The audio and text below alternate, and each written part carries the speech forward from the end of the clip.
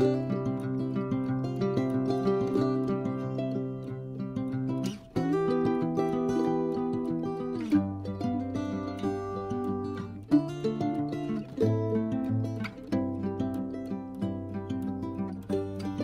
বন্ধুরা, good morning. সকলে কেমন আছো? সকলে ভালো আছো, আমিও বেশ ভালো আছি। তো সকাল সকাল যা বৃষ্টি হচ্ছিল, মানে সারাটা দিন, আজ কয়েকদিন ধরে বৃষ্টির যে এত অবস্থা খারাপ করে দেবে আমাদের ভাবতেও পারিনি, জানো তো। সারাদিন কি ঘরের ভেতরে মানে কি ভালো লাগে জামা কাপড় শুকাতে, বলো তো। তো চলো সকাল সকাল উঠে ছেলের জন্য কিন্তু টিফিন করতে আমি শুরু করে দিলাম। সকালে উঠেই ওর একটুখানি রুটি হলেই ভালো হয়, রুটি পরোটা লুচি। তো দেখো বলছে তাড়াতাড়ি করো মা, বললাম ঠিক আছে তুই যা, আমি করে নিচ্ছি তাড়াতাড়ি। তো এদিকে সব রকম সবজি দিয়ে একটা আলু ভাজা করে নিচ্ছি, আর এদিকে আটাটা মেখে নিচ্ছি, তারপরে বাকি কাজটা হবে। তো চলো রুটিগুলো আগে করে নিই। এদিকে আমার আলু ভাজা মোটামুটি হয়ে গেছে। দেখো গাজর ছিল, বিনস ছিল, এসব দিয়ে সব কিছু দিয়ে আলুটা ভেজে নিলাম। আর এইদিকে আমি তাওয়াটা চাপিয়ে দিলাম, আর ভাবলাম তাড়াতাড়ি একটুখানি রুটিটা করে নিই। তো বন্ধুরা, তোমরা এই বৃষ্টিতে কি করছিলে বলো তো? আমি তো সারা দিন মানে না কিছু কাজ করতে ইচ্ছা করছিল, মানে মাটিতে পাটা ফেলতে ইচ্ছা করছিল না।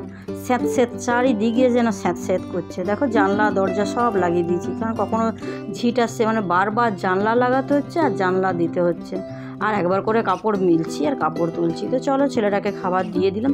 আর এদিকে মিঠু দেখো দেখছে যে আমাকে এখনও তো মা দিল না, এই দেখো মুখটা দিকে তাকিয়ে আছে, দেখেছো তো, খুব মায়া লাগে জানো।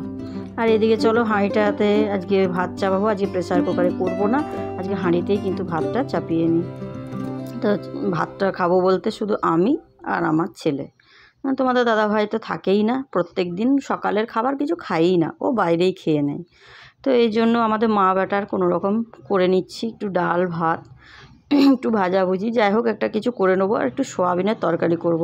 কারণ তোমার দাদাভাই সোয়াবিন তরকারিটা খেতে একটু ভালোই বাসে, তো সোয়াবিনটা করে রাখি, কারণ রাত্রেবেলায় আবার এসে পরে তো খাবে, এই জন্য একবারই কিন্তু করে নিলাম। এদিকে দেখো ডালটা চাপিয়ে দিয়েছি, আর আমার ছেলের মুসুর ডালটা খেতে খুব ভালোবাসে, আর আমিও ভালোবাসি মুসুর ডাল। এদিকে দেখো চাল ফেলে দিয়েছি, বুঝতে পারছো এত বড় হাঁড়ি আর এইটুকুনি চাল, কি করব বলো, মা আর ছেলে খায়, রাত্রেবেলায় কেউ খায় না আমরা ভাত। তো এই হচ্ছে ব্যাপার। আর এদিকে দেখো এখন পোস্ত আমি পেঁয়াজ আর কাঁচা লঙ্কা দিয়ে কিন্তু বেটে নেবো, কারণ বাটাটা আর তোমাদেরকে দেখাচ্ছি না, কাঁচা লঙ্কা আর পেঁয়াজ দিয়ে যদি তুমি বেটে তারপরে বাটি পোস্ত করো না, মানে দুর্দান্ত স্বাদ। এই দেখো আমি বাটি চাপিয়ে দিয়েছি। আর এইদিকে আমি দেখো কত বৃষ্টি পড়ছে দেখছো, সব সময় ঝমঝম ঝমঝম করে বৃষ্টি হচ্ছে, কি ভালো লাগে। ভাবছিলাম খিচুড়ি করব, কিন্তু ছেলে বললো না খিচুড়ি খাবো না মা, তুমি ভাতই করো প্লেন। তো ভাত করে দিলাম। আর এদিকে বাটি পোস্ত করছি, এই দেখো এইভাবে আমি কিন্তু বাটি পোস্ত করি, একদম লো, মানে ফ্লেমটা একদম লো করে দেবে, আর একটু একটু করে নাড়তেই থাকতে হবে। মানে বাটি পোস্ত করতে গেলে না তোমাকে কী বলো তো, ধৈর্য ধরে বসে থাকতে হবে, কিন্তু যেহেতু ভালো খাবার খেতে গেলে তো করতেই হবে। আর এইদিকে দেখো ছেলে বলেছে মা আমাকে কাঁঠাল বীজগুলো একটুখানি ভেজে দাও, তো তাওয়ার মধ্যে চাপিয়ে দিয়েছি, আর পুরো চারিদিকে স্যাঁতস্যাঁতে, মানে কোনো রকমে কাঁঠাল বীজগুলো ভাজলাম। তোমরা কি কেউ এরকম কাঁঠাল বীজ খেয়েছো পুড়িয়ে? তো পুড়িয়ে খেতে সত্যিই ভালো লাগে, তো এরকম করে ভেজেও তোমরা কিন্তু খেতে পারো, পোড়ার মতনই কিন্তু হবে। বালি দিয়ে করলে আরও ভালো হয়, তো বালি দিলাম না, অনেক সময় মুখের মধ্যে লাগে তো ভালো লাগে না। এদিকে দেখো ডিমগুলো সেদ্ধ করে নিলাম, কারণ ছেলে খাবে ডিম সেদ্ধ, আর আমরা সয়াবিন আলু আর ডিম দিয়ে কিন্তু ঝোলটা করবো। এদিকে দেখো আলু আর সয়াবিন সেদ্ধ আমার হয়ে গেছে। এই তোমার দাদাভাই আম এনেছে, কারণ আমি আম খুবই পছন্দ করি, মানে বাজার গেলে কিছু থাকুক না থাকুক আগে জিজ্ঞেস করবো তোমার আম আছে তো, তাই বলেছি হ্যাঁ আম আছে। তো ছিল 2-3টে ছিল, তাও দেখছি যে তোমার দাদাভাই কিন্তু আম নিয়ে চলে এসছে। তো দেখো জল স্যাঁতস্যাঁত করুক, আর বৃষ্টি হোক আর ঝড় হোক আর জল হোক যাই হোক, ঘর মোছা তো আমার চাই। আর এই দেখো ঘরের মধ্যে জায়গা নেই বলেই কিন্তু দেখো একটা তো রুম, তার মধ্যে আবার জামা কাপড় মেলা, মানে কি দুঃসাধ্য, মানে খুঁজে পাচ্ছি না দেখো যে কোথায় মিলবো।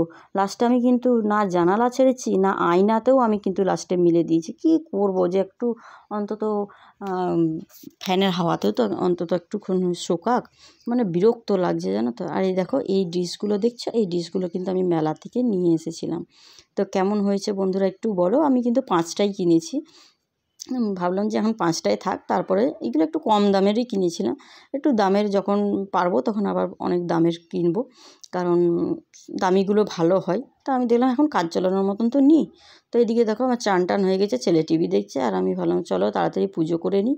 পুজো টুজো করে তারপরে খেতে বসবো। তারপরে আবার ছাদে গিয়ে দেখছি যে শুশনি শাক হয়েছে আর এমনি লোটে শাক হয়েছে। তো ভাবলাম যে চলো নিয়ে আসি। আর এদিকে দেখো গাছের পেয়ারা হয়েছে, ভাবলাম একটু গাছের পেয়ারা যেহেতু হয়েছে এখন তো ভালো লাগবে না, মিঠুর জন্য নিয়ে এলাম। আর এদিকে দেখো ভাবলাম যে চলো রান্না হয়ে গেছে, কী হয়েছে, একটু শাকটা ভেজে নেওয়াই যায়। তার জন্য কিন্তু শাকটা কিন্তু আমি ভাজতে বসে গেলাম। জানো তো মানে বাড়ির নিজে হাতে লাগানো কিন্তু এগুলো নয়, মানে নিজে নিজেই হয়েছিল, মাটি যেহেতু এখানে ওখান থেকে এনেছি সেখান থেকে হয়েছিল। কিন্তু দেখো সার ছাড়া তো খুব টেস্টি হয়। এই শাকগুলো জানো তো খুবই ভালো লাগে, খুবই মানে একটা আলাদা স্বাদ হয় এটার। তো চলো একটু রসুন ফোড়ন আর একটু শুকনো লঙ্কা ফোড়ন দিয়ে কিন্তু আমি শাকগুলো ছকে নিলাম। আর এদিকে আমার মোটামুটি শাক হয়ে গেছে। আর এদিকে দেখো আমি কী কী রান্না করেছি, বিশেষ কিছু করিনি, মা ছেলে খাবো তো। তো দেখো এদিকে পোস্ত বাটি করলাম, আর ডিম আলু সয়াবিন দিয়ে একটু তরকারি করেছিলাম, আর এইদিকে একটু ভাত করেছিলাম। আর এদিকে দেখো আমার তা করতে করতে কিন্তু শাকটা আমার বেশ ভাজা হয়ে গেল। তো চলো টাটা বাই।